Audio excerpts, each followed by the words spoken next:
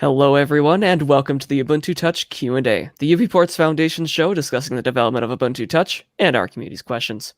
This is episode 94, streamed live on February 13th, 2020. It is Saturday the 13th, which has successfully avoided the unlucky day. And my name is Dalton. I'm joined today by Florian. Hello, everyone. Alfred. Hello. And Marius. Hello. Boy, I feel like I'm a little bit out of practice after missing the last one. Yeah. If you are interested in what we're talking about today and want to see if your Android device is supported by Ubuntu Touch, head over to devices.ubuntu-touch.io. If your device isn't on the list there, it's going to need a custom image made for it. And you can head over to docs.ubports.com/porting to learn more. Let's just jump right in today. We've got a great roundup of questions and news to get to today, including the imminent release of Ubuntu Touch OTA 16. Florian, Yes. someone keyboard? No, it's not me. I got a blue one. Oh, he's got Ceramics Blues. Makes sense. Blue. So why don't we start with the questions right away today? Gizmo Chicken had a question on our forum. During Q&A 93, Marius mentioned that you've made a lot of progress with Systemd, which is great news. For Halium devices, are you considering the possibility of transitioning from Upstart to Systemd while still being based on Ubuntu 16.04? Or will you continue using Upstart until you've rebased on 20.04? So there was a plan that circulated around doing exactly this. But for the time being, I don't think we will do that. Since it might cause some unnecessary extra work. But it might be an idea to discover if we find issues that we were not expecting. Just to boil it down to if it is an issue on the system or if it is an issue on Systemd. But for the time being, we don't see the need for it right now, since we have other projects using Systemd, like Manjaro. We know that it is working, the part that should be working. Yeah. So we're waiting until 20.04, which isn't much of a wait, given it's already work is already started. Yeah. All right. Jan Escape asks, shouldn't the PinePhone stable channel have kernel 5.10-RC6? Probably. So I was working on upgrading the PinePhone kernel to 5.9. I suppose before that work is done, 5.10 will be officially released. It's a lot of work, as I think I detailed in Q&A 90, probably, where I ranted about having trouble. But yeah, it's a lot of work to upgrade that kernel version because of things that we did while we were starting out. So newer kernels are coming slowly as work gets done on them. I'd love help if someone understands Ubuntu Touch well enough to make these upgrades happen. There is a kernel upgrade branch, so you can test the upgraded kernel at every time, but it has issues at the moment, including trouble with clicking. It doesn't boot like half the time, so you have to reset the phone. So still a lot of work to be done there.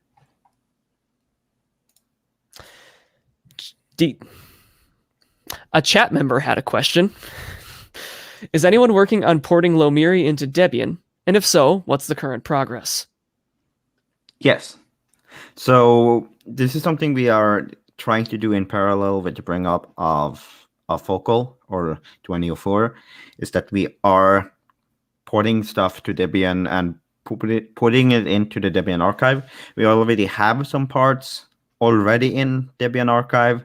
But it's far from being something usable, and it's far from actually being Lomiri itself. It's just some of the parts that Lomiri needs. It's going to be I would say it's going to be a slow process, just because how Debian works. It takes a long time to get things into Debian, and it also is quite complex packaging in general. So it's not going to happen. It's going to take months. Mm-hmm. A reminder that if you want to send in questions to the show, you can find us here on live chat and just send them and we'll take them as we're going.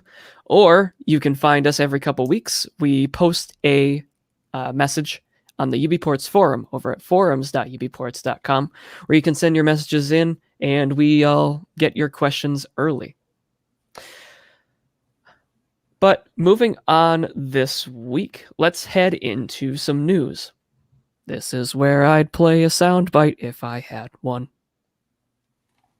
I was on the Pine Talk podcast this week. We were talking about how I got into computing and community, how Ubuntu Touch started the second time, and how UBports and Pine64 met and what the status of some of our projects together are now. You can find that over on pine64.org, where they have the Pine Talk podcast. Otherwise, I'm throwing it in live chat now. That is not the correct link. Oh my goodness, I'm glad I caught that. I almost pasted the join link for this. Yep, that didn't work. Cool. Thanks, YouTube. It seems like a good time to talk about some more PinePhone news. It was great to talk with Peter and Ezra. And Marius managed to edit it up. Thank you, Marius, so that I didn't sound quite as bad as I did. Not live. Well, yeah, not me. Yeah, not Marius. Yeah. Marius. Not me. The other one. Uh-huh. There's only two of them. Right. In PinePhone news, we made a release candidate image few weeks ago now, but unfortunately due to a bug in the browser it couldn't be released. Then we started the transition to Qt 5.12, which made more breaking issues that have all been resolved and are ready for release now. But in the past couple weeks, I'm happy to say that DTMF tones, you click a button in the dialer and it sends a beep to the other side, have been implemented. So we still need people to test it out and see if it works on their carrier and everything. But I believe that DTMF tones, which would allow you to do things like operate those annoying robot call systems, should be implemented. So that's exciting and should come through with the next RC and hopefully stable release that we can do soon. Florian, why don't you run into what your topics are this week? He's muted. Florian, why don't you unmute yourself before starting? Yeah, sure. Why don't unmute myself? So the first one for that week, small call for action, call for participation or contribution. We need some developers and contributors for the calendar app and the camera app. So there are specific problems with those two apps. There are issues open. The bugs need to be verified and so on. It kind of piled up a bit. Unfortunately, both apps are not maintained for a long time now, and it would be good if we can get this going again. Specifically because camera app is an important part. A lot of people are having some, ideas, for example, to have red eye reduction with the flash modes and stuff. There are a lot of things to explore in the camera app, and it would be cool. And for the calendar app, of course, there is always something that calendar can do better. If you want to do that, actually, I think both apps are now already on GitLab, right? And the easiest way would be either just start contributing directly with merge requests on GitLab, or if you have more questions forehand, then just come to our Telegram group or to the forum and start asking your way to the right spots that you want to touch. The second thing is that FluffyChat has received an update just today because Matrix push notifications had a check added for the URL, and we had to modify our push server URL. So push notifications on Fluffy Chat were actually more and more, ignored by the servers because the URL was not complying with the latest release of Synapse. And that we fixed today. Thanks, Krille. Thanks, Brian, for jumping in and doing that after we discovered it already some time ago. I nearly forgot about it. So, should work again. Guys, update your Fluffy Chat today. I just did. Thank you. Yeah, you're welcome. The last thing is just a small story. This one was fun. It was totally created by a mistake by Alfred, but we'll scroll over that one.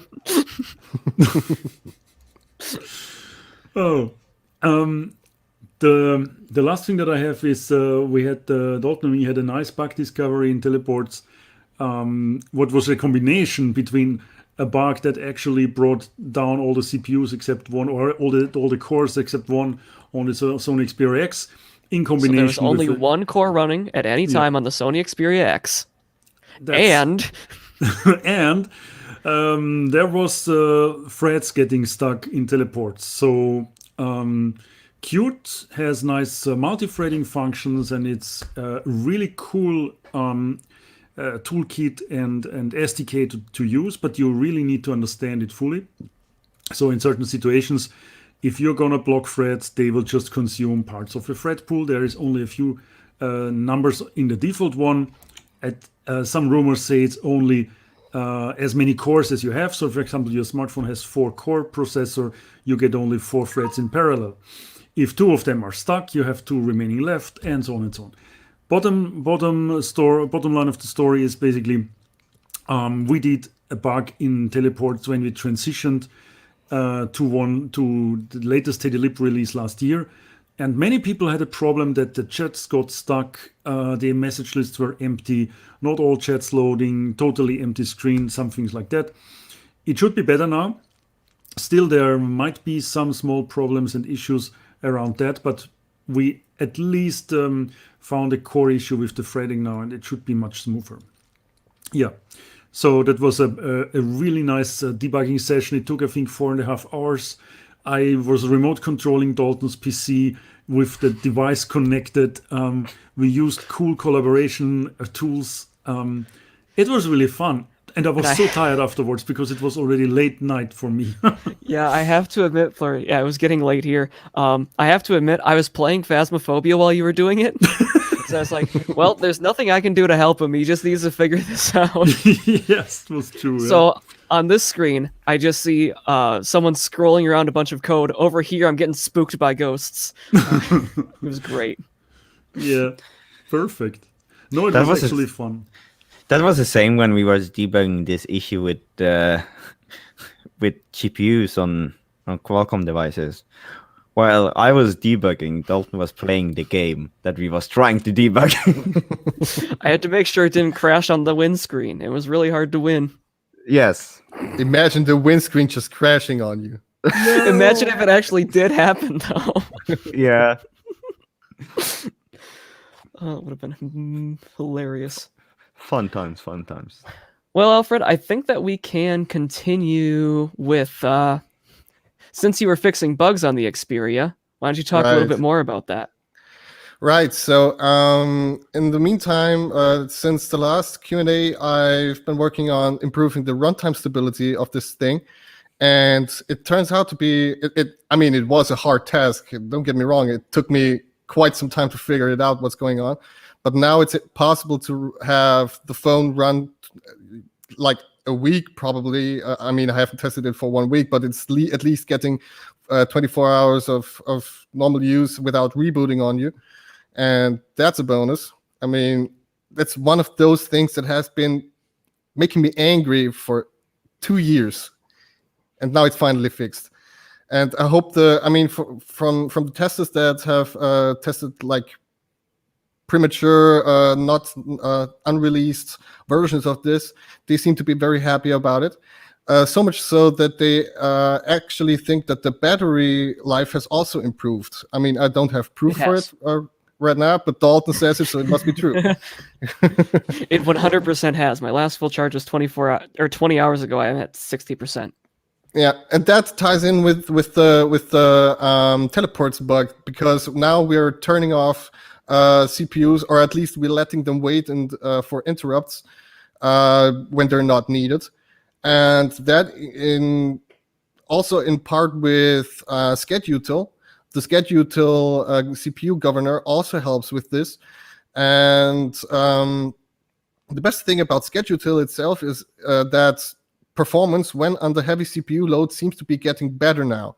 So, I mean, one example is just what I personally do when I'm bored is take out the phone, scroll through the drawer, and it seems to be much smoother now than it used to be, and that's something that makes me quite happy, because it's not a fully new phone, but it feels better to use it. Mm-hmm.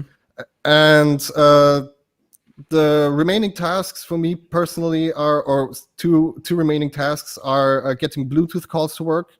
I'm collecting logs on that.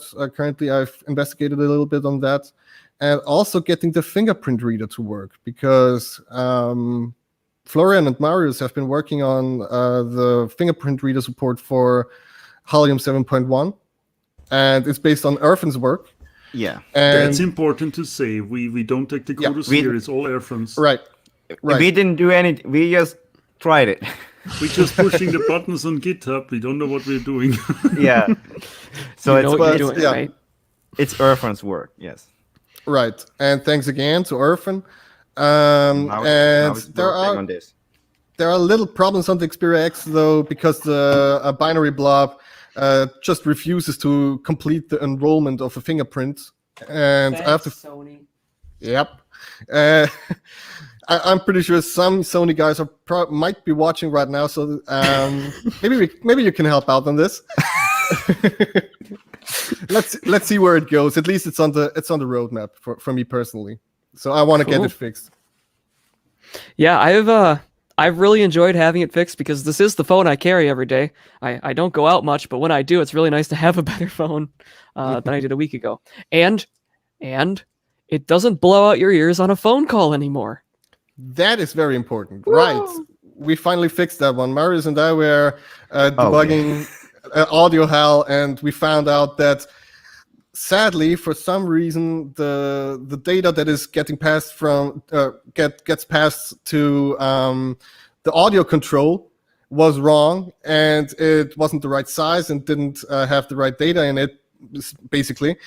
And that caused it to just ignore the request to change the volume and mute the mic. Mic muting is also not working. Uh-huh. For someone that is highly technical, the reason why it was happening is that it was trying to cast a 32-bit integer to a 64-bit integer. Right. And tingo boom. Right. It might have worked on 32-bit systems, but not here. Oh. That's why it was working on 32-bit systems. Aha. Because Android did wrong. I had a call with my dad on Friday, and it's like, he sounds quieter than, that's right. It's very nice. Thank you. Thank you, Alfred. You're welcome. He doesn't thank me. Yeah. You're cool too, Marius. Thank you, Marius, for your.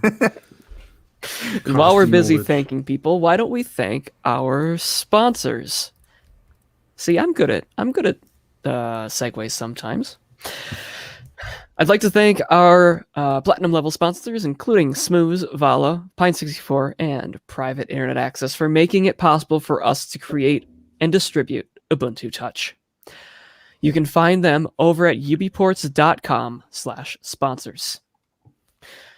I'd also like to thank our community sponsors on Patreon over at patreon.com/ubports, including Dan Trevino, Robin Hood, Kurt Vaughn, Laszlo Tomas, Darren Olson, James H. Jackson Jr., Max Fielder, A. Thiel, Michael Dale Meyer, Casey Lambie, George Toma, Renan Mirkolev, Will Atwood, Scott Marley, and Marius' keyboard. If you'd like to join them and donate to the UBports Foundation, tax deductible in several countries, check with your tax advisor for more to make sure. You can find that over at ubports.com/donate for PayPal or direct bank transfer donations. We appreciate it. You can also find Bitcoin address, a LibrePay, and a Patreon there. I'm starting to forget things. I'm sorry. Again, a huge thank you to everyone who supports the creation of Ubuntu Touch and Lemuri and everything else that we do. And just, huge thank you. Makes it possible for us to really do what we love here. Okay. Well, let's head back into some news while we're at it. Let's talk a little bit about the new Ubuntu Touch devices page. So over at devices.ubuntu-touch.io, oh my gosh, I love it so much. It's a brand new web page created entirely by people who aren't the four in front of you here. It's created by Kaizen and Captcha, and there are 2 Mariuses now. Yeah, there we go. This is a site where you're able to browse all the devices which Ubuntu Touch supports. It has a progress bar for each port that actually means something now because it's calculated from the features that work on the device. There is also support for not working or partially working features, and you can click on a feature that isn't working to see the bug report related to it. Of course, this does require people keep this page up to date, which is something that we're going to work on as we go, because there are still some devices which do not feature compatibility data, like the M10. But, man, I'm really happy with this. I am so happy with the work that went into it. We got it live last week. Awesome. I'm so floored by it. It's so amazing. It looks great. I love it. This is genuine. Yeah, I think we have the most, most appealing device capability page if you compare it with other projects. So, of course, we are totally proud now, and it seems maybe a little bit exaggerated, but still, if you look at the others, that's a very interactive thing. You can click on that. You have a nice responsive search, actually. I was thinking how to make it possible to really find the device that you're looking for.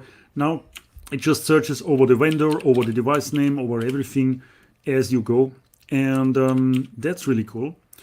And the other thing is that unique idea how we display what's actually working. It's not just a huge table and you have to scroll around, but you get a nice overview in some column layout there. And I think it's detailed enough that everybody can make an educated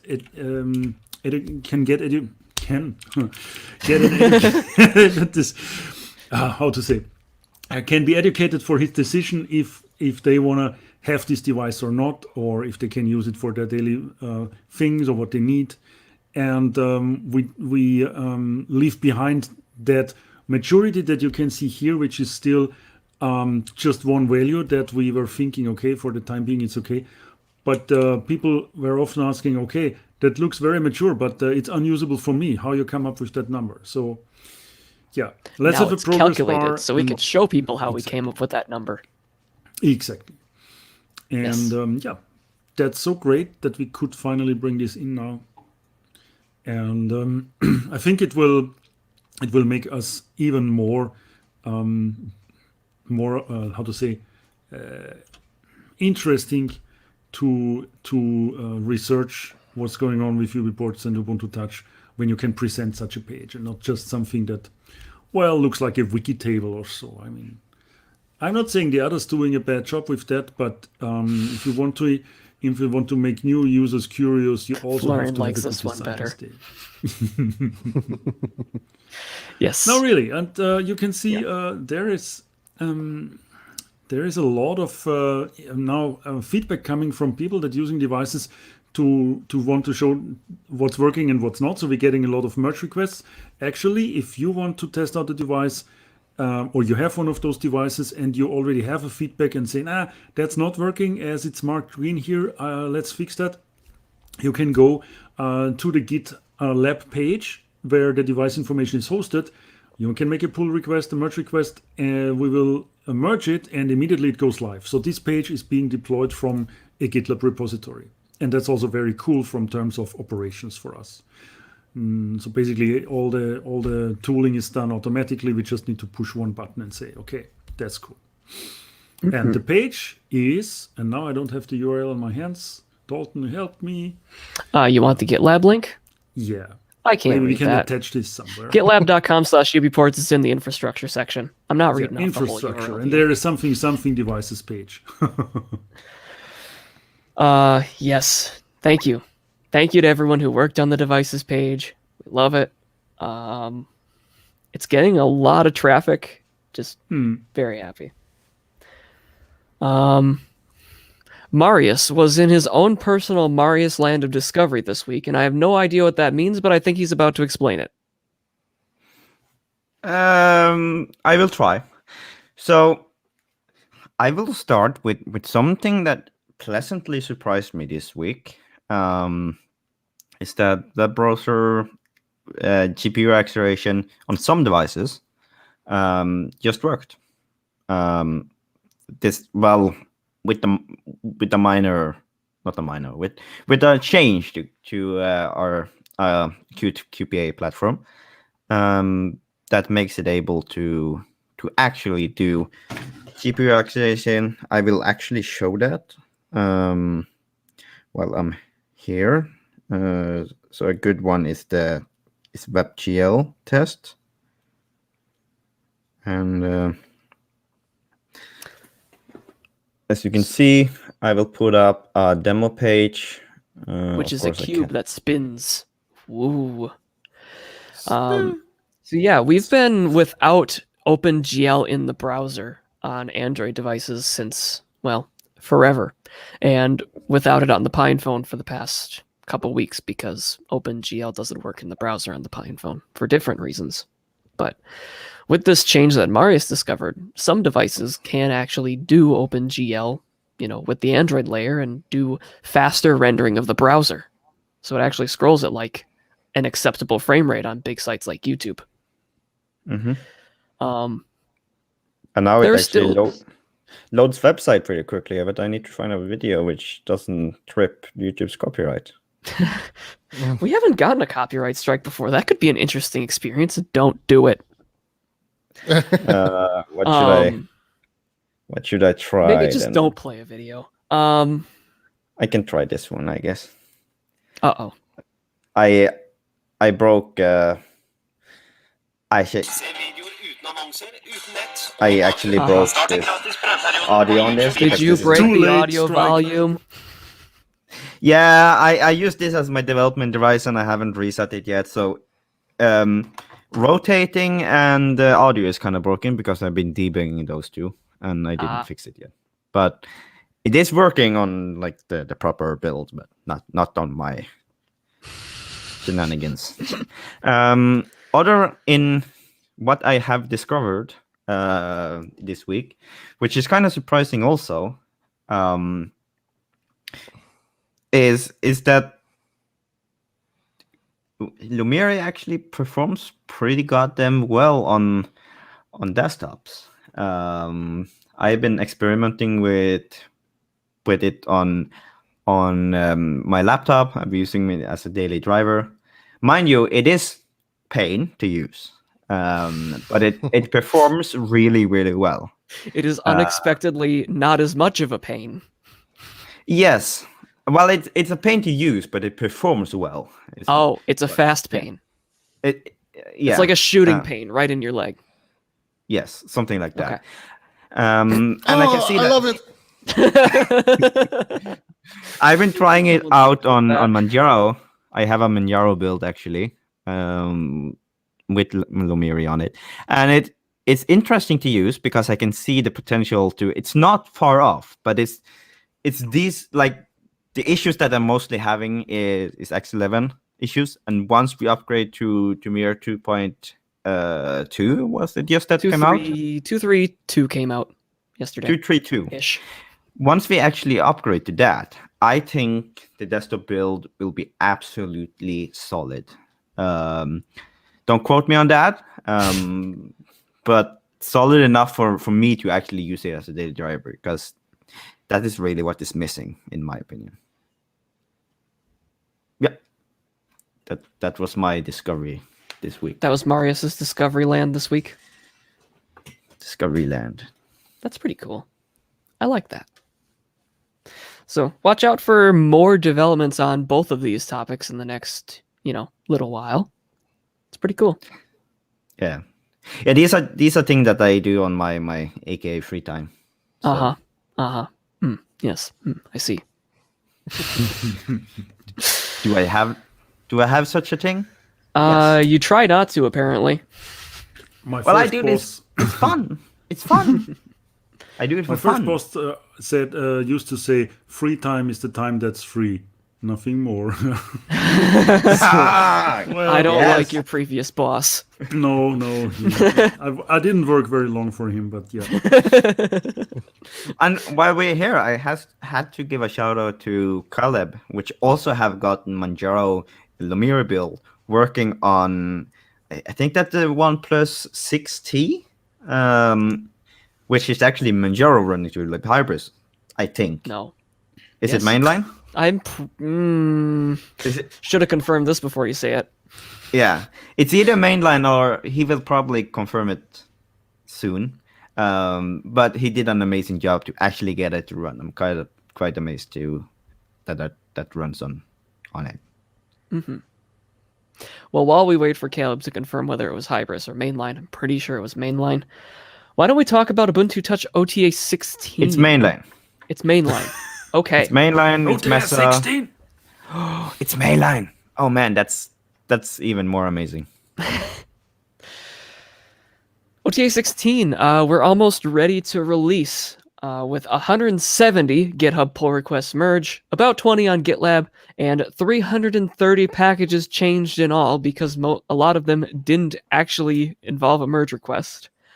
OTA 16 is almost here. It includes Qt 5.12, a new release to us, LTS, the one that is actually still LTS, and most importantly, the release of Qt that is in Ubuntu 20.04. So, hooray, we fixed problems before we got there. Hooray. Actually, one topic of that is that when we actually ported this to Qt 5.12, it fixed a lot of the issues that we are going to face later on, because from Qt 12 to Qt 15, there's not that much API change as there was between it. So our road further will be a lot easier. What about Qt 6? Runs away. No. Yeah, no. There are a lot of new cool features in the browser app and the dialer, including a brand new UI for downloads. So when you download things, there's like a download icon that goes in the browser toolbar now, which is awesome. Thank you, Kugi. You can search for contacts by typing the numbers corresponding to the letters in their name, like A is on 2, that kind of thing. Touch dialing. Or just by typing the beginning of their number. That is brand new, like as of yesterday. There are a lot of fixes, like if you're in windowed mode on a tablet or a desktop screen, you no longer have the browser rotating itself based on its window size instead of like the orientation of your screen.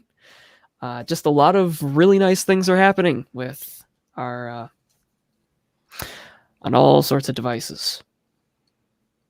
The first RC release is coming on Monday. I'll probably let it roll on Wednesday too, but I want to have one out early because it's been a while since our update has arrived on the RC channel. The call for testing is probably coming Wednesday as well, because I have a lot of pull requests to go through to make the changelog for this one. Pro tip. The changelog in Ubuntu Touch that is on our blog posts that we post on the forum, that is manual work. I don't have a way to automate that yet. So if someone could help with that, that'd be really cool. because basically I just need to roll up all the pull requests between the time the release started and the time it ended. But it's not always quite that simple. The first RC release, according to Marius, is coming Monkey Day. So that's pretty cool. Can't wait to see what happens on Monkey Day. Coming up next for OTA 17 and beyond, you're going to see a little bit of a slowdown on these releases of Ubuntu Touch on Xennial as we kind of work more on this focal release that we're building up to. We are moving to focal, anyone? Slowly. We're still going to be releasing Xennial releases, as we mentioned in our OTA 15 release and the material for that. And I'd still like to do them every 6 to 8 weeks. It's just going to be smaller releases. You're going to see a little bit less of us during that time as we're preparing for Ubuntu 2004. But as you know, with development, this can turn around next week and we have a bunch of new releases because something, well, who knows? We could get a lot of contributions. So this is the beauty of open source software. Yeah, it could be really surprising. It could take like a week. I doubt it will, but it could. Good. And it could be packed. No one knows. Next stop, focal images. Focal images. It'll be fun. I actually do think it will. It'll be interesting to see all the things that we find, all the assumptions that we actually fix that were made before. I find it interesting. Things. I'm scared of libhybris on focal. Well, Rachanan isn't because he already got a lot of it running. Well, I'm still scared because we have so many devices and they all need to work with libhybris. I'm scared of libhybris in general, though. Mainline's pretty scary too, to be fair. Actually, yeah. Sometimes I do prefer that. All right. Well, does anyone see anything else they want to answer in live chat? I got one from Daniel. Okay. He asked me if I can make a simple tutorial for Lumira Manjaro, and is my repo up to date? It is up to date enough that it works. It isn't daily build or anything, but it's up. I build it once in a while to make it compatible, and I build it when there is breaking changes. I have an automated script, so I probably could just set it up like weekly or something. And can I make a simple tutorial? Yes, that was the plan. But I got stuck with other stuff and I kind of forgot about it. But I will do. I will do. I will hopefully not forget, but I will try. Oh. Dalton will remind me. Probably.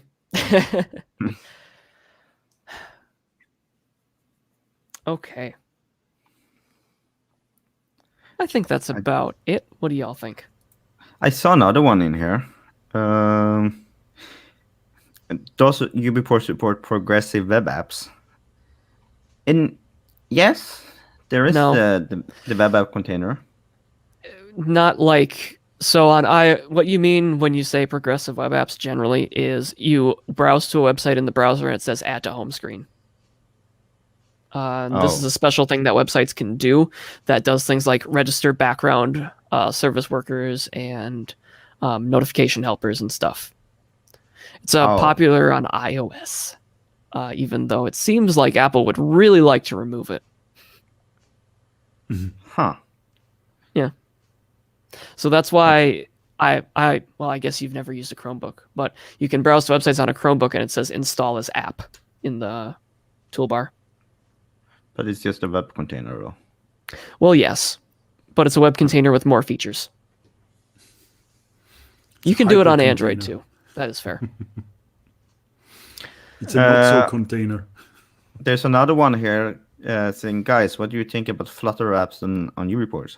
Actually, that is one thing I also tried in my land of trying. I found out it's broken. Well, it runs That's about it. Ah, okay. So Okay. there's still more So- work to be done there, huh? It's not that far off, actually. But we need Wayland. Ah, Oh. You could use it through because it uses GTK, and GTK has a mirror plugin, but that it probably hasn't been wouldn't work. Yeah. that hasn't been maintained in 200 years or something like that. Probably So- 5. No more than 5. It's removed now from upstream anyway, so I'm not sure if it would even work. So yeah. Okay. One more quick one is from JGJ. Is 5G support harder to get in UBports than 4G LTE? Well, it depends, but if the 5G device is Android 11, for example, then it will be very hard. Well, I think actually, No, not another free time project. No. no. This is not my free time project. This is Akita's free time project. This is Nikita's free time project. He has been. Where is that phone? He One has plus been Nord doing- 510 G25 Yes. 6. OnePlus He has been- Nord. OnePlus Nord and OnePlus Nord. 10 and 10 5G. He has been That's too doing many work to letters. this, and he has made this actually run Android 10. Well, Ubuntu Touch using Android 10. He made this Correct. phone that ships with Android 10 run Android 10. No, he made it run Ubuntu Touch using Android 10 or Halium 10. That's And that supports 5G. And what we find out is that 5G is pretty similar to 4G. So phono-wise, it shouldn't be too complicated, but it probably will. That's what a good transition. So I would say that it's really all about which Android-based version we're gonna support and where we can get to. If there are devices that support 5G with Android 10 base, maybe that's something that will land sooner or later. I don't want to make any premonitions for Android 11. That could be still a very long and winding road. But let's see. I see another. Yeah, I'll just take a question. couple more before we finish up here. Is that all right? Yep. Yeah. All right. So Manuel Bo asks, can I use Python and PyQt to build applications? We do have some documentation and like people getting started guides for how to build Ubuntu Touch apps with Python and Qt. I don't think PyQt exactly, but Py side and Py other side. Py side. Py Yeah. other side, yes. And you can find those at docs.ubports.com/appdev, all one word. That's a good place to get started for any app development needs, and you'll find resources and chats that you can join to get help there. Lurie, who had the last Flutter question, asked, will compiled Flutter apps run after we make the updates to make Flutter apps run? Maybe. It's a solid maybe precompiled apps might run. It needs Wayland support right now. And I think that, but it also needs to be compiled for ARM though. Mhm. So maybe not. I'm not sure how Flutter compiled Flutter works. Because the engine runs on client side. Well, it's built by the host, so I'm not sure if you can run. I don't know. Someone There asked was about making apps on Mac OS. I don't know actually if you can do that. I've tried it, and it works. Clickable is actually able to run on Mac OS and build using Docker. Cool. So you can try it, and I mean there might be some difference compared to Linux, probably, but Well, in my there is. testing it worked. In my testing it worked very well actually. Actually, while we're on a topic of macOS, there was someone trying to make Lumiri run on FreeBSD. Oh, okay. Mm. That's pretty cool. So, yeah, but that I think has a Linux layer though, so I think it's easier than macOS. Yeah. When can I find documentation to make clickable? Search up clickable Ubuntu Touch and use the instructions to install it via pip. You might need to install Python 3 on your Mac first, but then if you've got Python and Docker available, it should be able to make your apps, I guess. There is 2 questions about documentation on Lomiri. Oh, and yes, Marius's Lomiri documentation.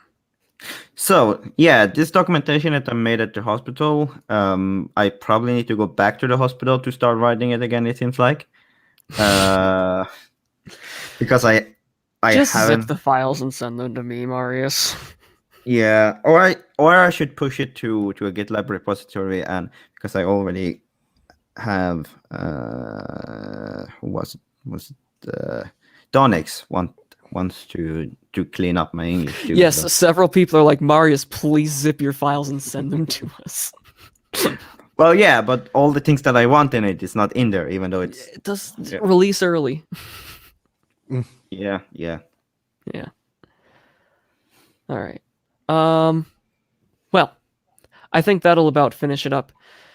Thank you, everyone, for... I will push it soon. Push it now. Push it now. Push it now. Thank you, everyone, so much for joining us for this Ubuntu Touch Q&A. If you want to see if your device is supported by Ubuntu Touch, you can head over to devices.ubuntu-touch.io. And if your device isn't on the list, it's going to need a custom image made for it. You can head over to the porting documentation at docs.ubports.com/porting to learn more. That's what I have to say. For everyone who has been asking, does it run on my device? Nextbit Robin, there was one other in here. That's the place to go. This was fun. If you want to check us out on more social media, you can find us on Facebook, Twitter, PixelFed, Mastodon, LinkedIn, Instagram, and we have Telegram and Matrix news channels if you want our news directly in your chat client. Or for longer form content, you can find us at forums.ubports.com for shorter form content on Matrix or Telegram. Links to all of those can be found down in the video description. Thank you, everyone who makes more people able to see this on YouTube by doing thumbs up and subscribing and stuff. And to people who comment, we do read them. Generally don't read them out on here because a lot of them are people asking if it works on their device. But we do see you anyway. And thank you for letting us know what you think. That'll be all from us this time. We'll see you in a couple of weeks for Ubuntu Touch Q&A 95. Thank you, everyone, for watching and listening, and we'll see you in the next one. Bye-bye. Bye. Bye. Slap that like button below, subscribe, all that thing.